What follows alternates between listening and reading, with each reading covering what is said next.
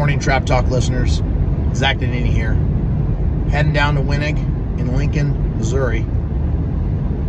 That being said, I'm excited to make a little bit of adjustment on my gun. It's feeling really well, but I want to adjust my palm swell a little bit. We talked on the Wenig episode about how your grip is very important, and mine's just a little bit backwards, so I'm going to bring it forward today.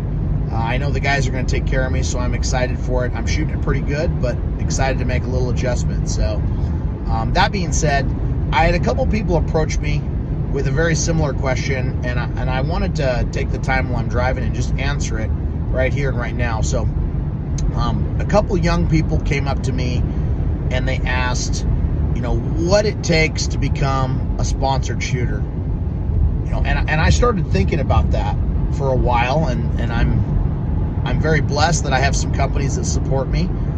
And I think the first thing you have to really focus on if you want to become a sponsored shooter is your character. So, and I'm trying my best at this. Obviously, I have flaws, as we all do, but little things like the way you have etiquette on the line.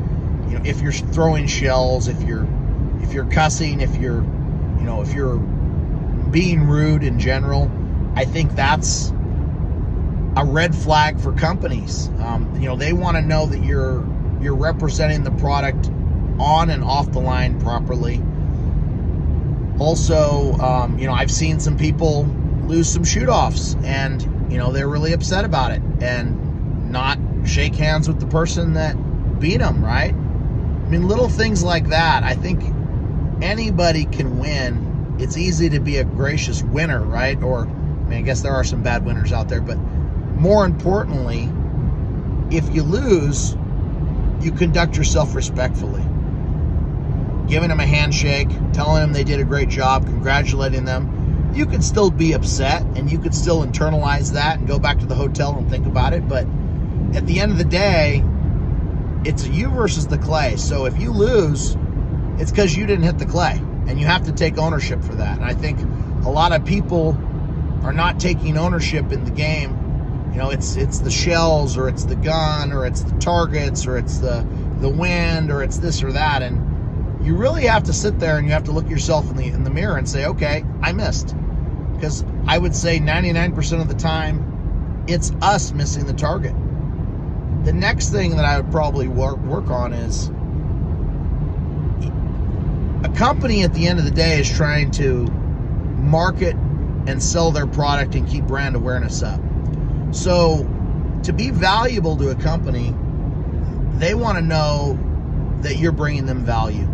So I think things like using Facebook, using social media, wearing their brands, always presenting yourself in a clean-cut manner. Not having raggedy holy t-shirts. I think wearing a collar, I think looking more like a golfer, clean-cut, shaved. I think that's important in our sport, because everyone can do it, but I feel like it's much nicer when everyone looks nice and they take care of themselves and they present themselves in a nice way. Not to pick on anyone, but if you're a great shooter and you don't present yourself well, I don't think they're going to be concerned with your shooting ability. I think that they're going to focus on, that guy doesn't know how to take showers or whatever that might be, right? And I'm joking obviously today, but I think you have to ask, what can I do for the company more than what can the company do for me?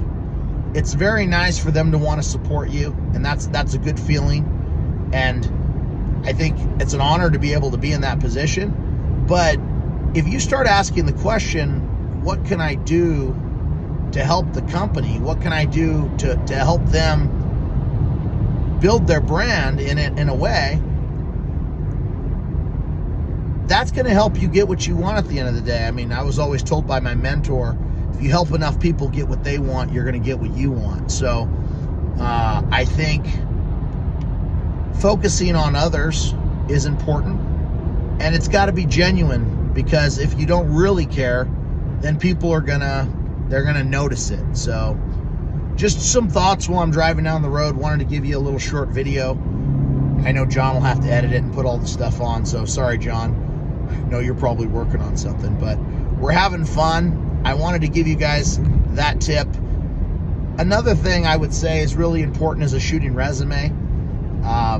If you can get something together and put your accolades, that's powerful. I mean, we did Jimmy Heller, and he's got all of the 100s, 200s, 100s from the 27, everything written down in a journal. You know, he has a up-to-date resume that he's updating every year. So, you know, that's somebody that's obviously put the time and effort into knowing, you know, what he's won and where he's won it. And, you know, it's okay if you haven't won a million trophies. I mean, it's just a matter of organizing it and getting better. And just because it might not be the right time for a company to represent doesn't mean that in the future that isn't going to change. So just some thoughts while I'm driving down the road. I hope you guys are doing good. I hope you guys are enjoying the show. We're doing the best that we can to provide good content, and a lot of exciting things are happening. We're shooting a lot more live stuff this year, which is going to be cool, and we're going to keep you updated. So don't be scared to send in questions. Don't be scared to come and ask questions in person whenever you feel like it, to either me or Ricky. So hope you're all having a great day.